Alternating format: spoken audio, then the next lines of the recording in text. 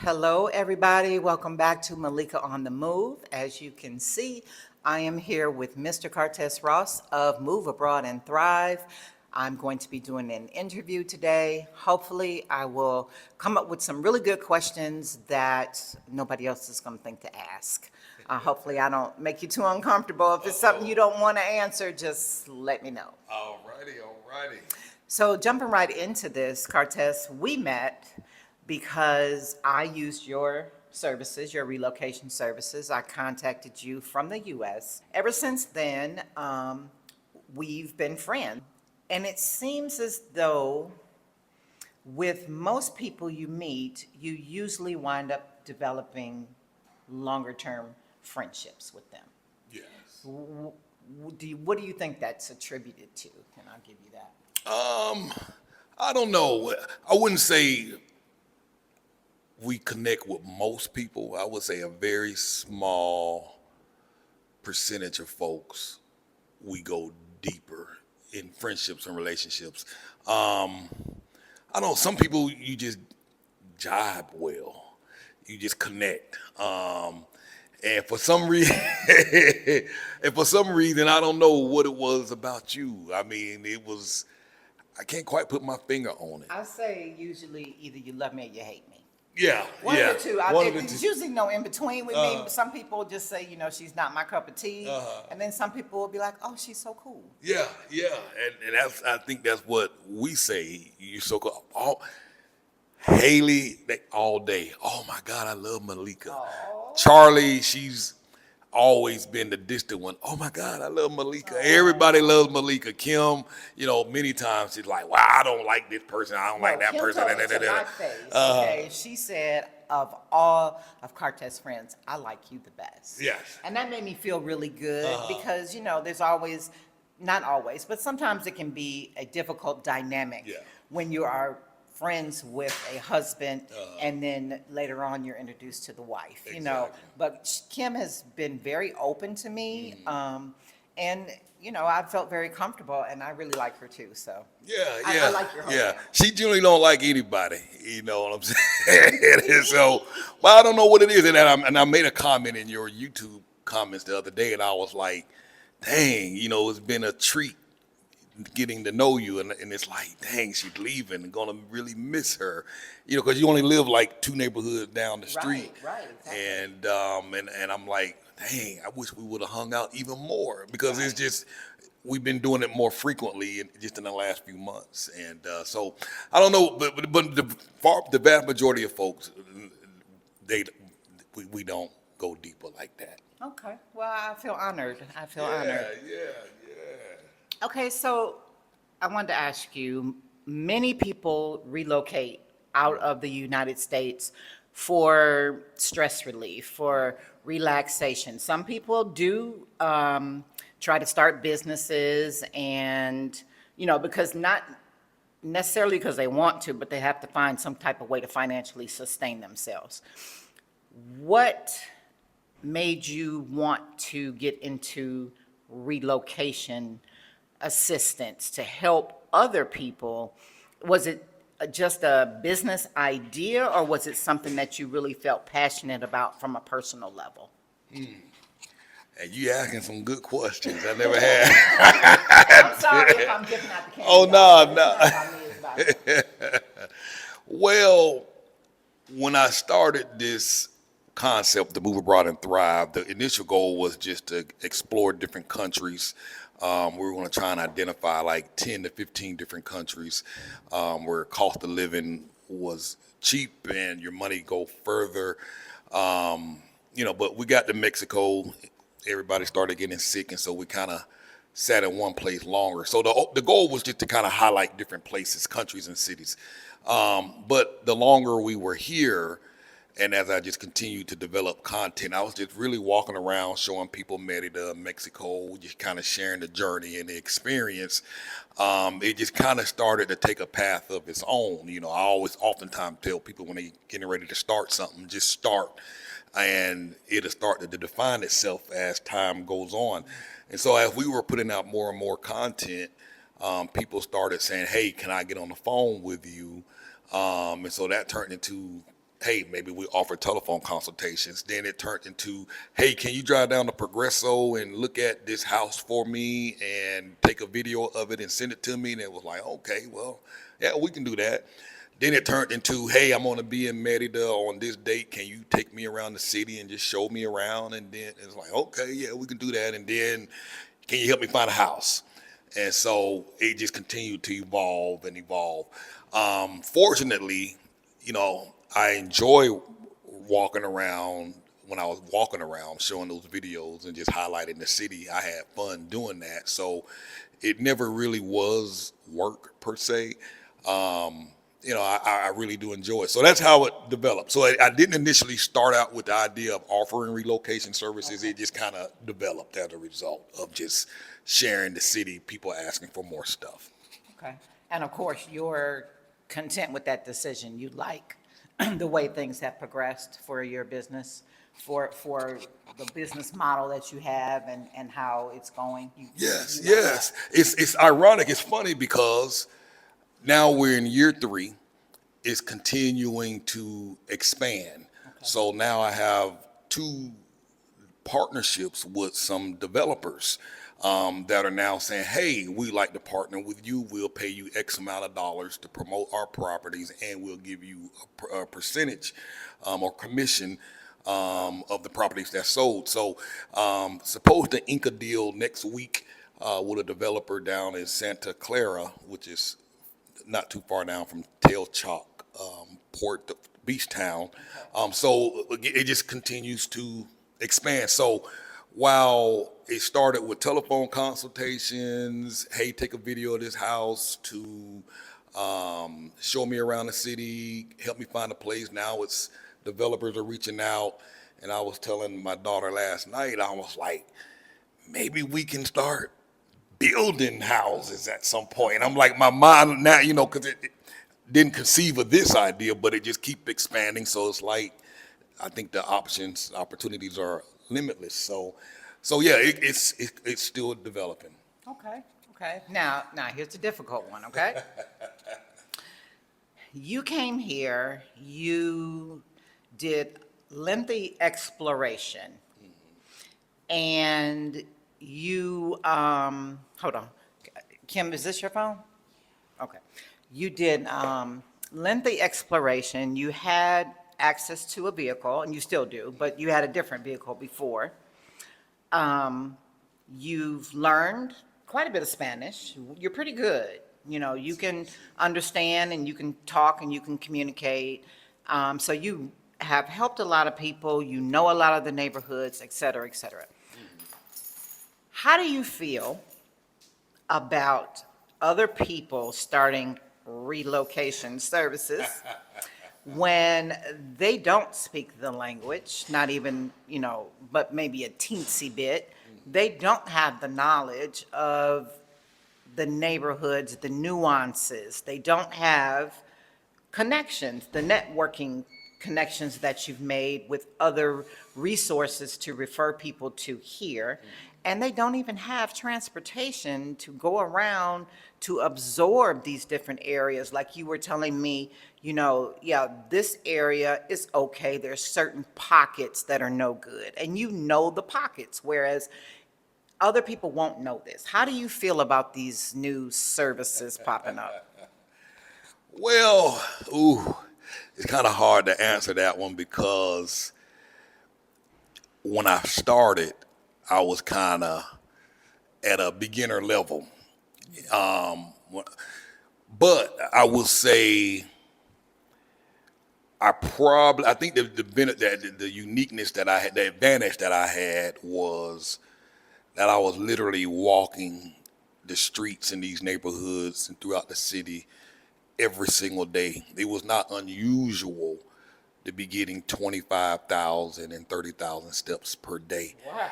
And I would look at my phone and I'm like, 25,000 Yeah, steps? I don't think I've ever got. Yeah. I'm lucky to get 10. Yeah, and it's hard to get 10. In the States, I'd be struggling to get 5,000 steps. And then I'm looking at my phone, I'm like 25,000, and that was on a daily basis. So I was going in all of these areas nonstop every day. And during that exploration time, I wasn't looking to make money. I wasn't offering services. I was literally just out exploring and just documenting and just sharing. And in the act of doing that, it gave me the advantage to learn the area, see the area, see the differences in the personalities of different neighborhoods. Because it's one thing to drive around those neighborhoods versus walking around. Right, You're right. seeing a lot more, talking to the people on the ground. And in the act of doing all that walking, I met people in those neighborhoods, and I was able to reach back out to them, talk to them, ask them questions, get their feedback, ask them what they liked about that area, what they didn't like, and these were local people that I was talking to. So, I mean, it's kind of hard to offer services when you're brand new and don't really know the area. It can be difficult. Now, when I first started, I didn't have a car, but I would make the customer pay for a rental. Okay. And I would tell them, but I would drive on their behalf. You have to pay for the rental. I'll um, drive the car around. And, a lot of folks, they were like, that's too much money. That's too much trouble. I'll figure it out myself. So I lost a lot of business by not having a car, but eventually got to a point where I just started renting a car, and it gave me wheels, and of course gave me more opportunity to explore more, go further out the city. So yeah, I mean, I do. My perspective, it might be different than most. I have this abundance mindset. I believe there's plenty enough for everybody. So I don't look too bad on them, but their inexperience can really put somebody in the bind if they're not familiar. So when you hire somebody, I would highly suggest that check them out, get feedback, get references, look at reviews. Specifically ask them how long they've been here. If they only been here for 3 months, you probably don't need to be Right. utilizing their services. You know what I'm saying? They don't have anything figured out for themselves, so how Exactly. can they help you figure anything out? Exactly. We've lived in 3 houses ourselves. Helped put a lot of people in homes as well.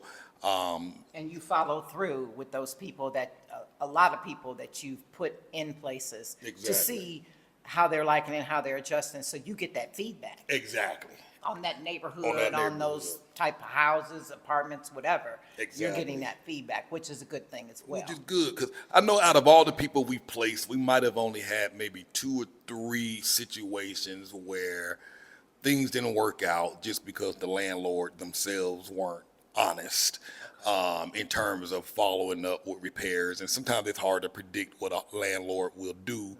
They're really nice until they get the money, but the overwhelming majority of the time, it's worked out. But definitely ask. If they've only been living here for 6 months, you probably don't want to utilize the services. Now, my Spanish is limited, but like I said, I do understand a lot, and that just came from being out there quite a bit. I know people have this perspective, well, you're not local, you don't speak Spanish, but as an American helping other Americans, working with a local Mexican, let's say agent per se, who are not familiar with our ways in the States, oftentimes they'll show you houses that most Americans will tend to run away from. No, I don't Right, wanna live because there. what our needs are is different from their needs. What they Exactly. will accept, we'll look at like, I'm not Exactly. living like that. Exactly. So you are a good liaison for the American person to take into consideration our personalities. Absolutely. And our desires. Absolutely. And that's important because, like you say, their ways are not our ways, not to say that our ways are better, but if you're coming here and you're trying to be comfortable, little details matter. For example, oftentimes many of these houses won't have cabinets. The laundry room is on the outside, or the front doors and the back doors have these gaps in the floor. So being able to explain to you, an American, say, hey, okay, this is the norm. This is why this is this way. It can be fixed. You can correct that. This is not going to be an issue, but But there's other things, like I say, just the little details that really matter. Okay. Now, I know that you've talked a lot and you've even expressed to me how you like the the pace of Merida. You like this small town living. You would even be willing to live a little further out into more rural areas where Kim will loudly exclaim, okay. But let me ask you about the children. Okay. Okay, so think about the lives that the children had before they left the US in terms of their friendships, their schools, their extracurricular activities, just what they like to do versus now they've relocated to Merida. Do you think that their lives have improved? Have they slowed down? Have they become fuller? I mean, what is your impression on the difference that your children are experiencing here as opposed to the US? I would say their lives have become much more fuller.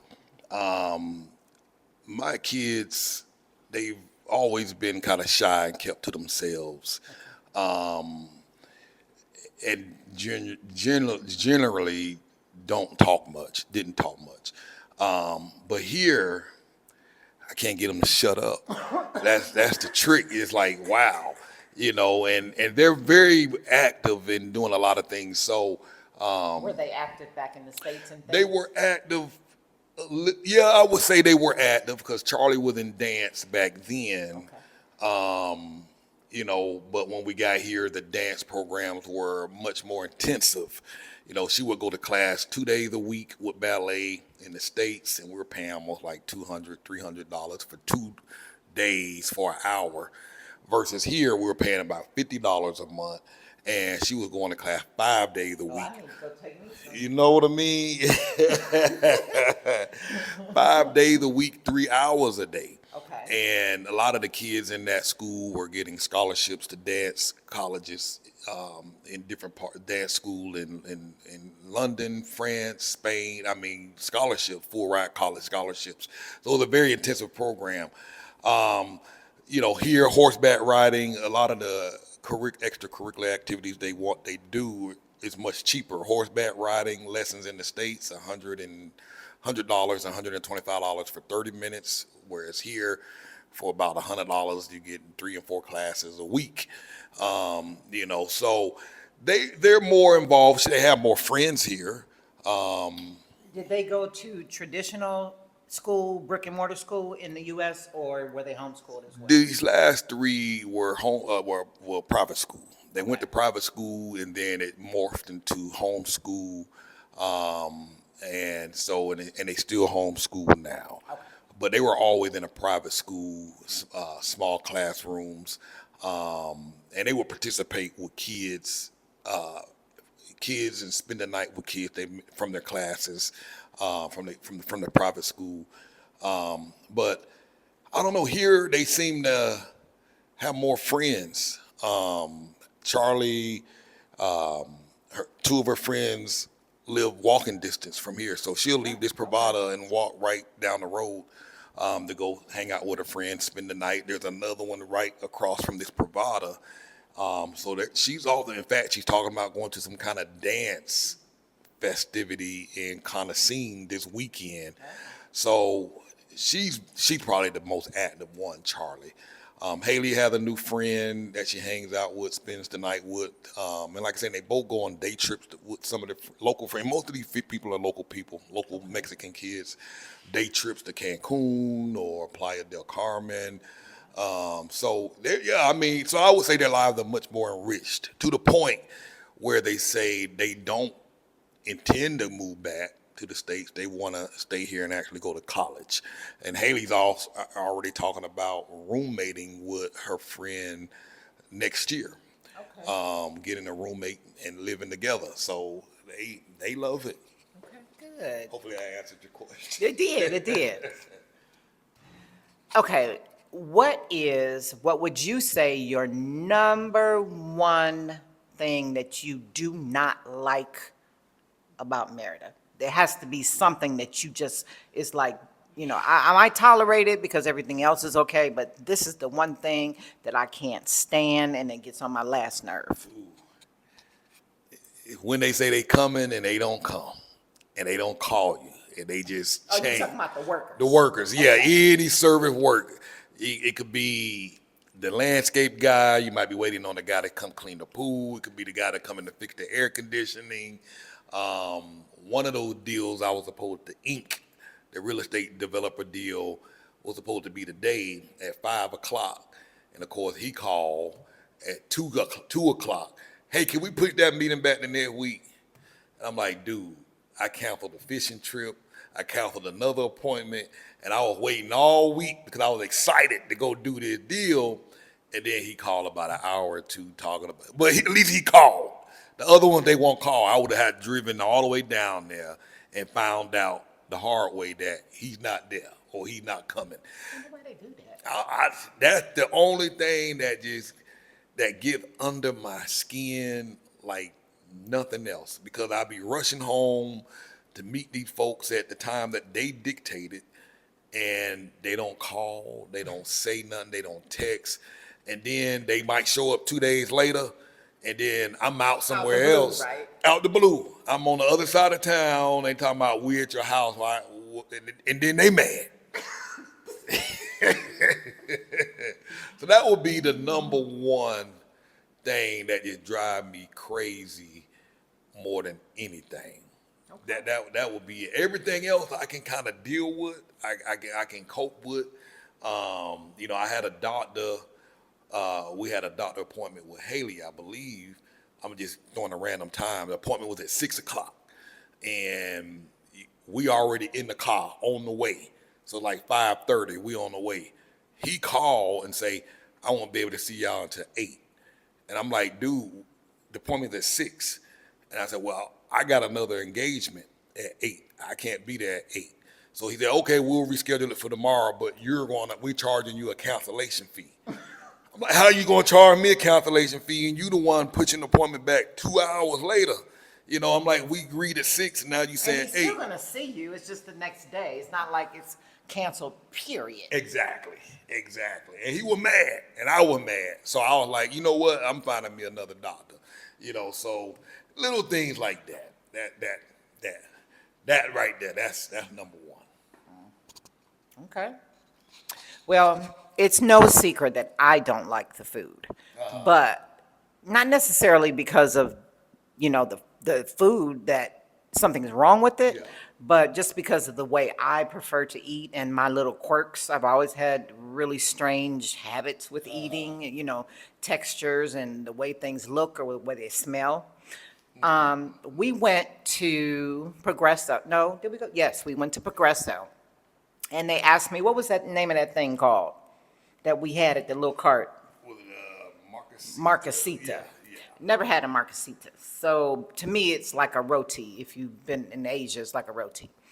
And mine was just plain with Nutella. He had cheese. Now, who puts cheese on chocolate? I don't know. And then I saw another video of his the other day with the mango smoothie. And I don't know. I think that tahine is like a chili something, right? Yes. And then what is chamoy? Is it spicy? Slightly. Okay, so you had all of that mixed in this smoothie, and to me, I would be like, no. So were you always this adventurous with trying new foods? Did you like the food when you first got here, or was it something that kind of grew on you the more you tried things? I definitely hated the food when I got here. Okay. I hated it with a passion. What was it about the food that you didn't The like? flavor, the texture, a lot of times the sweets weren't really sweet, like the cakes and the cookies. The sauces they put in the food with the meats and stuff, it was just nasty. But now I love it. It took a full year and a half to like it. And that is one of the biggest complaints most people have, is the food here is not as desirable. But yeah, that food was horrible. It was horrible. but I enjoy it thoroughly now. So what do you think it made you change your opinion of it? My Just trying new taste stuff? buds adjusted. Oh, I think we get our taste buds finally adjusted. I think it took that long for it to adjust, and and then of course you find other foods and other restaurants that you like, and so a lot of the stuff that I hated when I first got here, I enjoy more now as time went on. But yeah, I mean, the food is definitely an acquired taste. I love tacos. Um, wasn't so crazy about them in the beginning, but now I love them. I enjoy eating them. The only thing I don't like here, the fact here, is that you don't really see a lot of beans. Um, Now they'll have it in yeah, it seems liquefied. like, oh, I was gonna say they got beans on everything. I can't. But you mean beans where you can see the Yeah, beans? see the beans. I don't think that's their thing. That's why they call them refried beans. I think they kind of liquefy them. Yeah, Or they they're so real- smashed yeah, up. yeah. Yeah, I'm not eating that. So you don't really see the whole beans, and then they have this liquid beans, like this sauce. It's like y'all squeeze this juice out onto the taco, and that's beans. I'm like, no, I like real hard, whole beans, but I mean, I've grown to love the tacos. There was something else you asked. I asked, were you always adventurous with trying new foods, or is Oh, that yeah. something that you had to push yourself to do? Oh no, I'll try anything. I try any and everything. I'll stop if I see something on the side of the street. I'll go over there and try it. I did get food poisoning only once since I've Really? been here, and I should have known better. What do you think it was from? This guy, he had a little mini stand. He was selling. It was under a bridge, one of those overpasses. That should have known better with all that stuff dropping probably from the car. And it was midnight at nighttime. I was the only one there, nobody else in line. I went up there and ordered these hamburgers where he was putting pineapples and slices of ham and on top of that. And I brought it home, and I was like, because it was a good deal. I brought it home. I asked the kids if they wanted something. They were like, nope. And so I was the only one who ate it, hot dogs and all of that stuff. So I ate all that and was sick, violently sick the next couple of days, But I learned, somebody was telling me, don't get any grounded up food like hot dogs off side of the streets. Grounded up, what else? They say grounded up beef, but that was the only time I had an issue with beef. But look at carts where they got people at, of course. I like to say, there was nobody at that guy's cart. It's just me, but I did it anyway. But yeah, I mean, I like trying different things, strange looking things, anything that's unusual. And I generally like the small mom and pop type places more than anything. Okay. Okay. Well, I haven't. The only thing that I found is when you guys took me for those birrias, yeah. those were really good. That I like, and I've been watching for some reason. It's like Instagram and Facebook is in your brain, or they got some kind of surveillance device in your phone, because now I'm getting all of these Instagrams of Dallas, Texas has all these birria restaurants. Of course, they're on steroids there. They're 5 times bigger than what you get here, and they just look amazing. And I'm like, okay. But you would think, with the population. Yeah. But yeah, I really like those. Wow.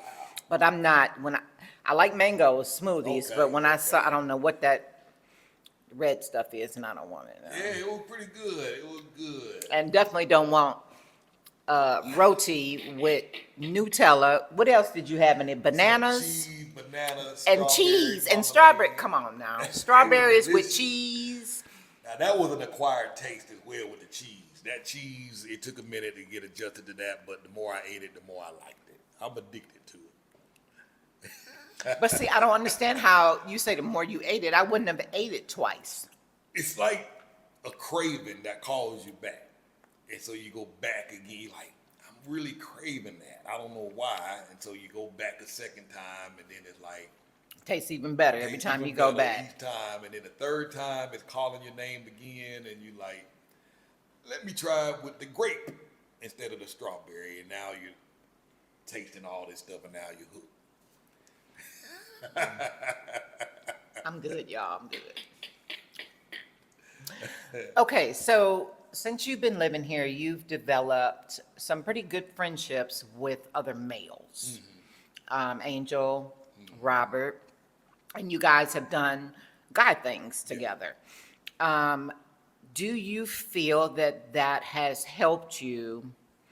I don't know if you're extrovert, if you're introvert, if you're a loner, but do you feel that that has enhanced your satisfaction with being here in Merida, having male friends to interact with, to do guy things, to be able to go out and have those conversations that you wouldn't have with a female and, just to relax and be yourself? Do you think that that is a good recommendation for somebody too? Absolutely. I mean, I am by nature an introvert. Okay.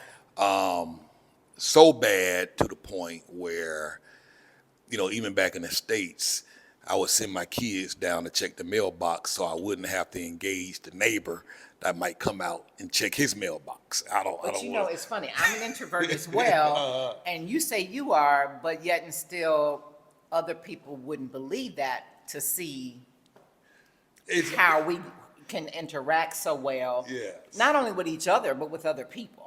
Because you would never think that. Yeah, it's hard, particularly when you have a YouTube channel, but people don't realize it's just you and the camera and nobody else is around. So you can talk on the camera all day and all that, but when people come, you're forced to engage them now. And the kids, they laugh at me because sometimes we'll be in the mall or in the store, and if I spot an American or who I perceive to be an American, I'll run the other way. They like, Daddy's hiding behind the escalator. Okay. So that's how bad it really is. But when I'm forced to talk, I will. But I am very introverted. I generally listen. Robert and Angel, oh, they love to talk. I know Angel does. Oh yeah. And so oftentimes, even with Robert, he'll be like, "Man, I feel like I'm doing all the talking." I'm like, I enjoy listening. Just keep talking. So I'm an introvert, but hanging out with those two particularly, I mean, it does make the stay here much more a much better experience. I mean, we go fishing. We go to the beach. Angel likes to go to the beach, so we'll go to the beach from time to time. Robert likes to fish. Robert he just took some scuba diving classes about a month or so He's ago. brave. And he loves entertainment stuff. Angel likes to travel to different towns and different cities and explore. And he's a wealth of knowledge. So between the two of them, I mean, I always tell folks all you need is one or two buddies, and you're good. So I tend to keep to myself. I think it drives them crazy, because they're like, "Hey man, why don't you hang out?" I'm like, "Well, y'all are retired. I'm still working. I still got to work. I still got kids living with me where they're retired, so they have a lot more time, But I enjoy being at home. I mean, I literally enjoy being in my house, which is one of the reasons why I could live in a rural town, or just go into Concal and do whatever. I enjoy being by myself. I love it. Yeah, I do too, but it's very strange that you say that because, like I said, from appearances and the way that you interact with people, you would never believe that. You don't seem shy at all. I would have never pegged you for that. So maybe you're like me, you're introverted, but you can be extroverted in certain circumstances when you're comfortable around people. Maybe that's Yeah. it. Yeah. Now I won't go to. So you'll never see me at events or parties or stuff like that. A lot of times the expats will host events and things. I'll never go to those because oftentimes there's too many people. Okay. Oftentimes I get invited out to speak at events or invited to host presentations and stuff, and I turn them down because I don't want to get in front of a group of people. So it really terrifies me. But I will talk if I have to, preferably one-on-one or in a small circle. I think the biggest events that I go to, and I wouldn't even call them events, are parties at Angel's house. Okay. And most of the time, I know most of the individuals that are there because I worked with them in one way or one form or another. So they're not necessarily strangers. But yeah, I mean, I can't. I'll run the other way. I will cross the street. And sometimes I'm down in Central and I see somebody, 30 feet away. I'll say, "Let me cross the street." I get across the street. There'll be somebody else coming up that way. I'm like, oh, let me go one more block up and go. Like when you see people, you get on your phone like, I don't see you, I don't see you. Exactly. And it's not because I'm rude. I don't want anybody to think I'm rude. Nah, I literally just so introverted that, for lack of a better word, I'm terrified of talking to people. But I will talk to them if I have to engage. It's hard, like you say, kind of hard. Never would think it. Okay, so on the downswing of this, getting ready to wrap things up, your channel, Move Abroad and Thrive, how many subscribers you have now? I think at 19,820, so I'm about 180 short of 20,000. Okay. What are your goals for your channel as far as growing your channel? And I did tell you, and you still got to get on this, and I hate that I haven't done it before I left, unless you want to go one day next week. You need to you can even get a shirt like this material with your Move Abroad and Thrive logo on the back with a QR code for them to scan. We'll take them to your YouTube channel, or you can even put your www.moveabroadandthrive.com or whatever. That will help to boost your channel too, because people will see and be like, and that applies if you go back to the States, especially if the States, because you have people that want to move abroad and thrive. So here, they're already here. Yeah. But in the States, so you need to get on that. And that's my business tip, and I need a cut. Yeah, but what is the plans to grow your channel going forward? And you've already said that you're going to be doing some business partnerships with some developers to help grow your channel. Grow your business. And what are the plans for you and your family going forward?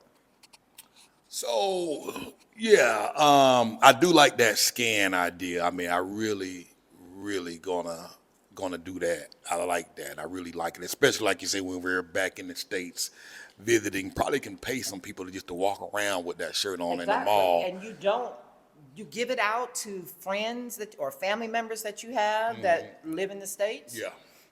And ask them to wear it. Exactly. So yeah, I think that's a great idea. So yeah, I will definitely get that.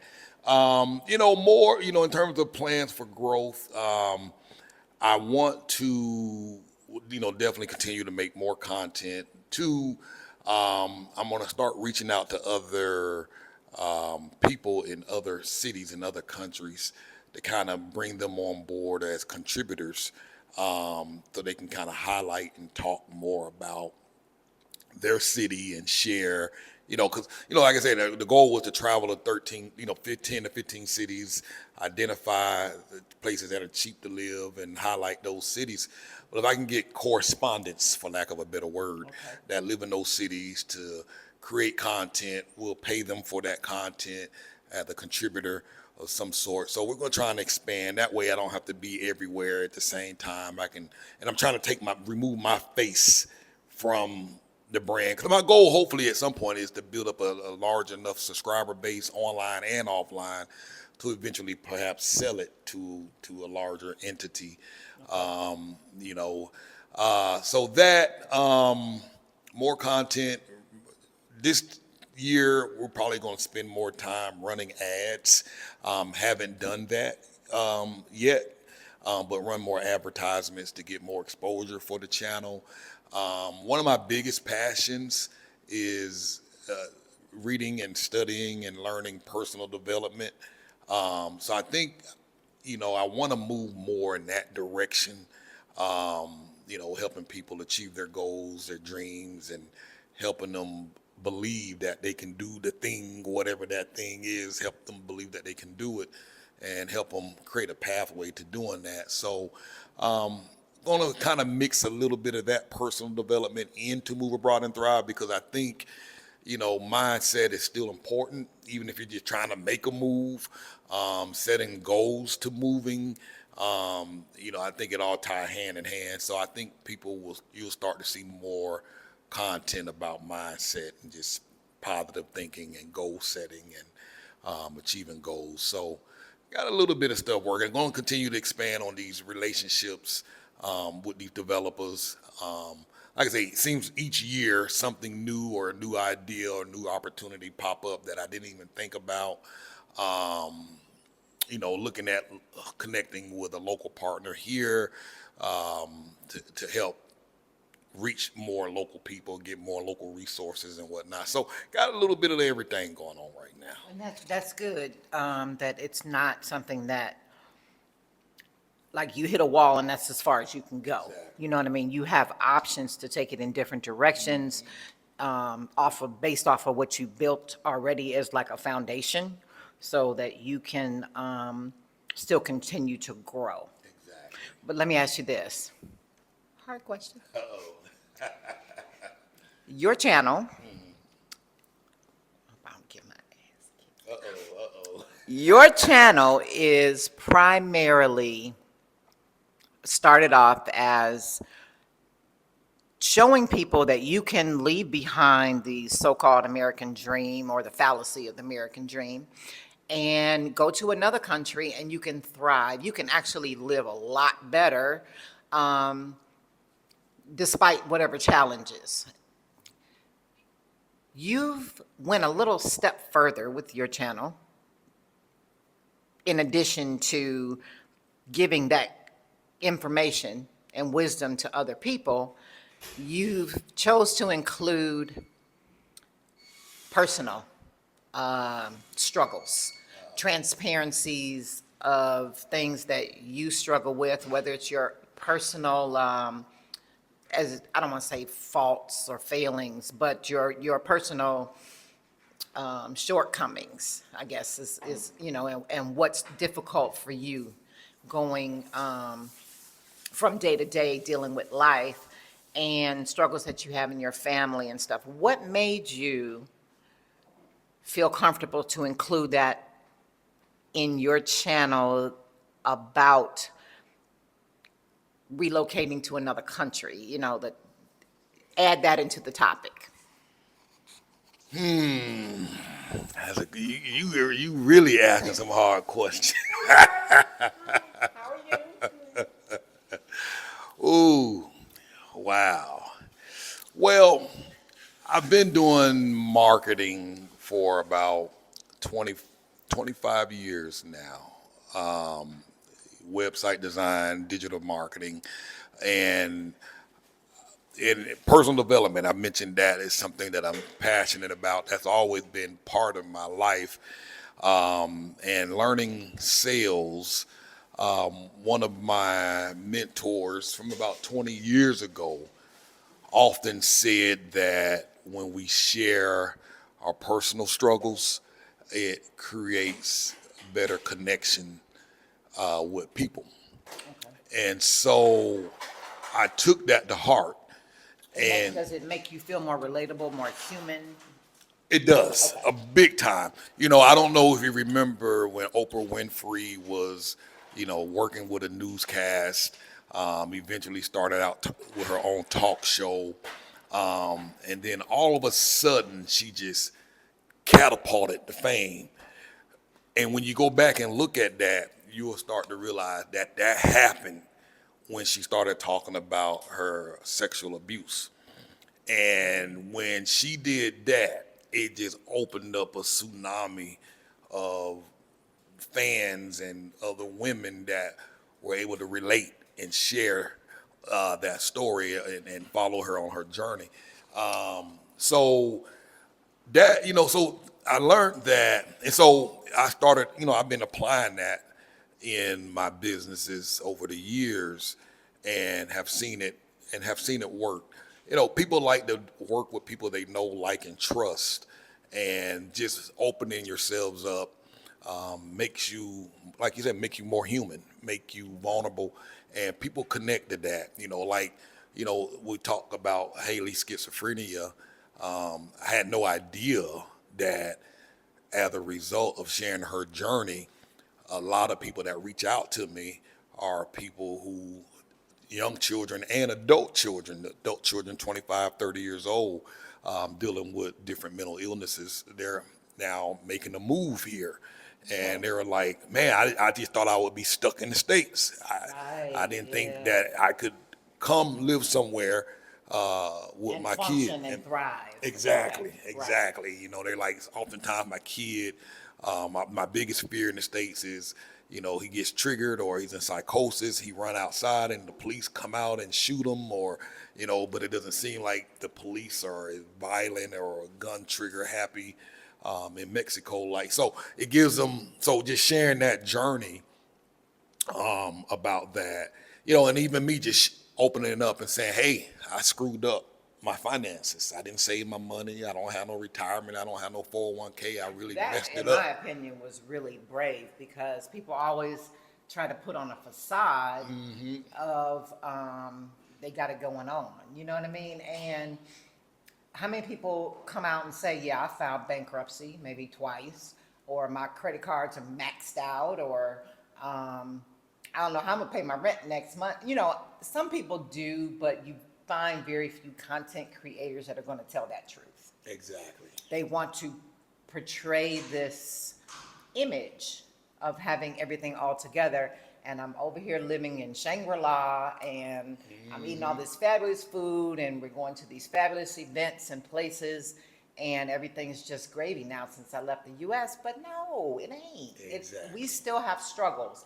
And I commend you for being honest and forthright, that you do too as well. But I was curious to know what made you to decide, on one hand, here's a relocation. Let me show you how to come to Mexico or any other country to build a different type of life, and you can do this. But here's my personal issues over here. How you decided to meld those together. Yeah. And it makes your job easier when you tell the truth. You know what I mean? You don't have to come up with stuff. It's like, and that's one thing, that's where Kim and I disagree a lot on me sharing too much. For me, it's like, I don't have it all together. No, but you always have to be cognizant that there is other people involved. Yes. You're in a partnership. Yeah, It's true, not a true. singular thing. So yeah. while you have struggles, some of your struggles affect Kim, and by you putting your struggles out, Kim's is put on display, and that may Yeah. not be comfortable for her. Yeah. And I can agree to that, and we've been having some conversations about that, and my argument, may be sound or may not be sound. It's like, our business model is such where we're opening up our lives through content, through TV, essentially, YouTube, and it's like, I get why other people might not be so understanding of what we're doing, but this is how we live. This is how we eat. This is the business. This is how we make a living. This is how you're able to hang out and do what you like. So it is a business model. So while other people may not understand it, or I may not do it the way other people are doing it, but other people have more traditional jobs, and this is just a completely different business model altogether. which requires doing things different, So I definitely do get it. So it is that trying to find that balance, which can be difficult and cause friction sometimes. And, but like I say, I didn't have, I don't have it all together. And so I just felt that it was important, like when we moved here, I was in debt. Had a very successful business, but had some other personal things that took the business down, dealing with depression. And so when we came here, I, like I say, man, 10 more years, I got to get this figured out. I'm paying $500 a month for this car, another $200 a month for insurance, rent, and just very little income coming in. And so when we did the math, it was like, man, I hadn't said this online. I was like, man, we can save almost $2,000-3,000 a month immediately by leaving. So I was like, man, my body plane tickets. I'm gonna park this car in the parking lot. Hey, y'all come get your car. That's an immediate $500 a month in savings, another $200 a month in insurance. And I know, and I'm not encouraging people to be irresponsible, but them folk was, during the pandemic, couldn't, business took another dip, and it was like these creditors were calling my house nonstop. And so it was like, man, I'm gonna lose my mind. And I'm like, hey, man, ain't let these folks drive me crazy. I'm gonna change my phone number. Y'all come get your stuff. I'm out of here. And so now I had to learn, financial discipline and financial responsibility for these last 3 years, try and get better at it, which I have compared to where I was before. So I'm just learning. So I just felt that just sharing, being honest about it, sharing my journey. I didn't have to make up content because my everyday life, for me, it was like, that is the content. That's the real stuff I can share, people can relate to. As I learn and get better, I'll continue to share that. I'm like, hey, let me bring people along on the journey from, I might have been here 3 years ago, but now I'm up here 3 years later, and my goal is to continue to progress and just kind of share that. So that's the why, I guess.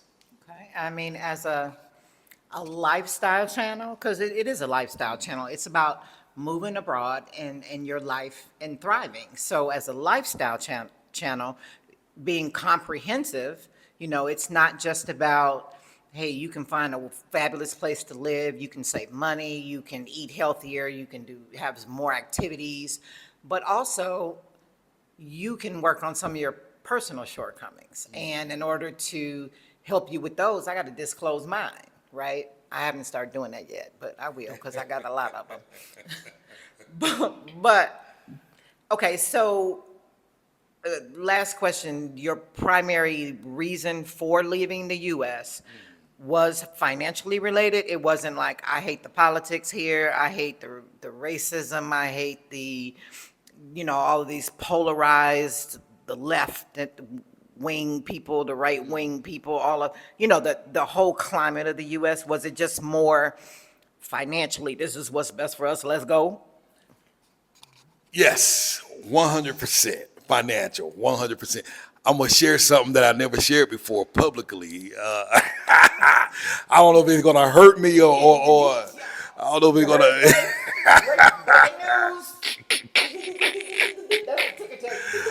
I don't know if it's going to hurt me or hell, make me, put me back. But nothing politic related because. Oh, Travis, the Travis. dog is over here sniffing my butt, y'all. I keep doing it. Most people don't know I swing right, all the way to the right. And Are you a Trumper? well, I'm not going to say I'm a Trumper. I just swing right. Travis. You know what I mean? So financial was 100% of the reason for. So do for you company. swing right because of the financial aspect of it? The whole, the ones that are more like, oh no, we don't, get rid of all these social programs, pull yourself up by your bootstraps, type business related, or is it, what is it? I mean, I'm not for getting rid of social programs and stuff like that. It's, a lot of it is not all about financial either. I do like the policies, and I don't want to get too much into it because I don't want to get crucified. Say what I'm Yeah, but I mean, I do a lot of the policies. I think I'm trying not to go there. I think, well, I ain't gonna. This is a topic for another day. Yeah, Okay, yeah, before I yeah. leave this place. Yeah, but I swing right. I'll leave it at that. I tend to swing right. I ain't gonna say what Kim swing. I'll let her tell it. Yeah, you better not talk about Kim no more. Yeah. I removed those videos Okay. just so you know. So I removed them offline right before I came in before the interview. So those videos are gone. So those of y'all who watch that, you know what I'm talking about. They gone. But yeah, I do go right. I never shared that publicly. Well, you heard it here first, folks. But I don't think that, if you are an intelligent person, you will, because I've never heard Cartess talk about politics or any polarizing opinions, about, so, hey, you deal with him. I like him. I don't hear too many just overly opinionated things from him or his wife. And so we don't really talk about stuff like that. Now, if we were to get in a conversation like that, I think that we're both mature enough Yeah, to agree to disagree, even if it got a little heated under the collar. You know what I mean? We can still, at the end of the day, it's just conversation. Yeah. It's just a meeting of the minds that we just go in our separate ways. Because, I got my strong beliefs too. Yeah, and there's a lot of things I don't agree with on the right, and there's a lot of stuff on the left that I appreciate as well. Both my mom and dad swung left, and so I definitely get both sides. So I lived on the left side and was raised on the left side. And as my parents got older, they started to kind of go more right. And, so I'm not all the way over to the right, to the point where where I just ignore what's going on the left. I mean, there's a fine balance. I mean, because there sometimes, even though I go right, I have voted left, oftentimes. So I use logic. I try and think, and it is not just because I'm right on the right side, This I is what vote I have to do. 100%. Right, yeah, right. So It's I not agree cut with and that. dry. Exactly. Yeah, I get that. Exactly. I get that. It's the Exactly. same as, yeah, I'm a Democrat, so I have to vote Democrat, and I can't vote Republican. If the Republican candidate is the best one, vote for the Republican candidate. Exactly. I mean, but Exactly. So I generally don't talk politics with anybody. Even Robert, he's like, man, I know you go that way, man. And he's like, you know what? We ain't gonna talk. I was like, I don't say nothing. Being an introvert actually helps. So well, that isn't helps. that the rule? There's two things you don't talk about with people is politics Exactly. and religion. Exactly. Those are the two most two things. polarizing subjects that will cause a whole lot of problems Exactly. for the wrong people.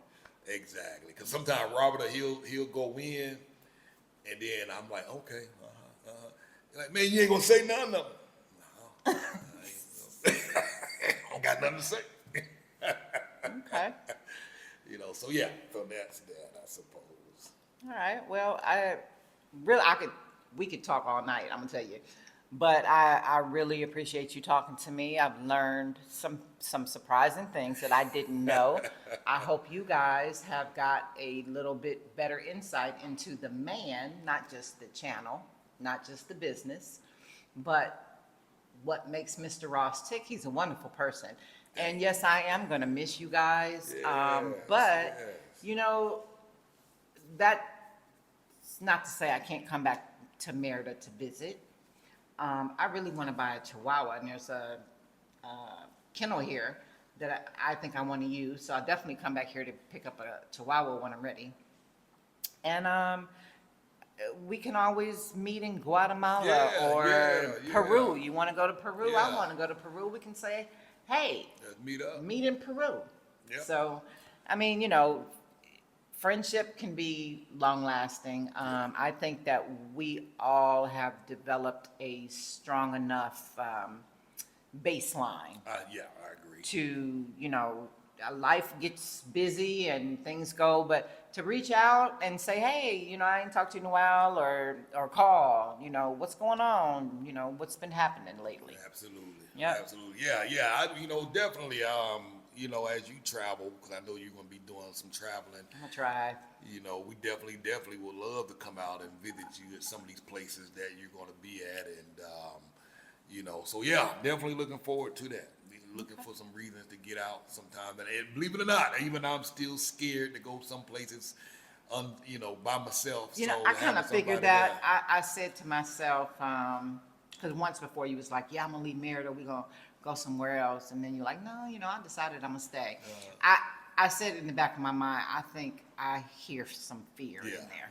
Yeah. And it's not that you may feel that that's the best choice, or you've talked yourself into believing that because you're afraid. Yeah. I can hear it in your voice. Yeah. So when you go somewhere, you better believe we coming. I just have to come. I have to come snatch y'all up and say, look, you better be here. Don't make me come get you. Yeah. Like, she's in Peru, she's in Thailand. I'm like, all right, we're going.